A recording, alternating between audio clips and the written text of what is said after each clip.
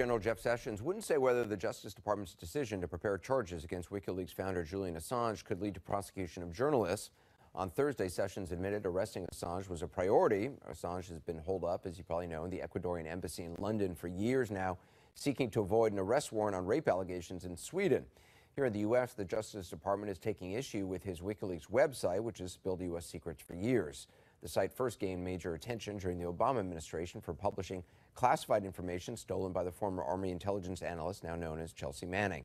Back then, no charges were brought as prosecutors struggled with whether WikiLeaks was protected under the First Amendment, but it seems they now have a path to prosecution, they believe, after investigators found what they believe was proof WikiLeaks helped former NSA analyst Edward Snowden disclose classified documents. Lots to discuss with journalist Glenn Greenwald of The Intercept and former Virginia Attorney General Ken Cuccinelli. Glenn, if Julian Assange did more than just publish classified information, if he aided and abetted sources who stole classified information, which is apparently what the Justice Department wants to charge him with, does that change things, in your opinion? First of all, it's a huge if. The Obama Justice Department said that they had searched for evidence that indicated that he did that and found none. But even if he did, there are all kinds of ways that journalists constantly work with their sources in order to get information that they think that will help them report on stories. And if we start criminalizing and turning into felonies, the collaboration that journalists frequently do with their sources in terms of reporting information, you would not only chill reporting in this country even more than it's already been chilled by the prosecution of sources, but you would enable the government, the Trump Justice Department, to routinely prosecute media outlets on this theory that they work with their sources, and that's what makes it so dangerous. Mr. Attorney General, what about that? I mean, you hear Glenn's opinion. Do you think WikiLeaks is essentially a news organization? Do you think Julian Assange should be tried in a U.S. court? Well, 2 points. First of all, I'm an open government person, but the fact of the matter is this isn't a whistleblower we're talking about. We're talking about the potential for leaking classified information, not leaking, hey, this is what they're going to do in the EPA budget. This is classified information. Everyone involved knows that's a serious felony and there's good reason for it.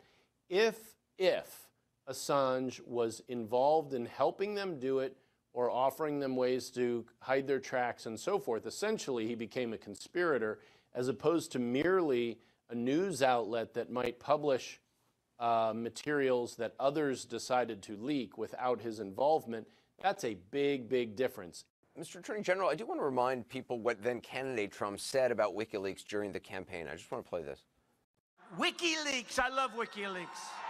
By the way, did you see another one? Another one came in today. This WikiLeaks is like a treasure trove. And by the way, WikiLeaks just came out with lots of really unbelievable things just minutes ago. In fact, I almost delayed this speech by about 2 hours. It's so interesting.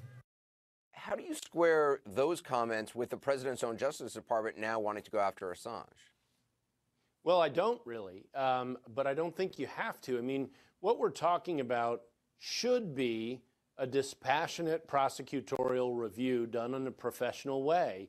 And you have considerations, elements of offenses that if the evidence exists, that a prosecutor reasonably believes can be proven to a jury beyond a reasonable doubt, showing that Assange was conspiring with people to take and then publish classified materials. Again, that's very different than any other form of government information that Glenn has referred to. Then it really doesn't matter what a candidate for president said. If you're going to follow the rule of law and if you're going to be tough in enforcing this law, then this is something that can reasonably be seen to be prosecuted. The most important stories of the last few decades have involved the release of huge amounts of classified information, going from the Pentagon Papers through the Manning and WikiLeaks documents, through the Snowden reporting, through a lot of reporting that CNN has done this year on the highest levels of classified briefings. And in all of those cases, you have reporters talking to sources about how the information, the classified information, is going to be obtained, how it's going to be transmitted, and how it's going to be leaked. And I think we see from this discussion how easy it is, especially with a president who has said the U.S. media is the enemy of the people.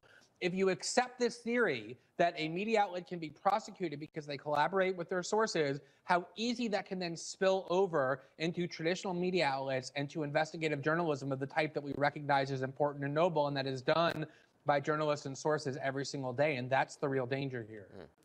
I would just say that, we've talked about all this in the context of the media as if there are legal distinctions for the press as it relates to the First Amendment from others, but they're pretty narrow, they're pretty thin, and I also don't think we should be giving them ridiculous levels of protection compared to just ordinary individuals as it relates to gathering, stealing, and disseminating classified information. Again, that's a huge difference here than an ordinary whistleblower or leaking case. Glenn Greenwald, Attorney General Cuccinelli, appreciate both your perspectives. Thanks very much.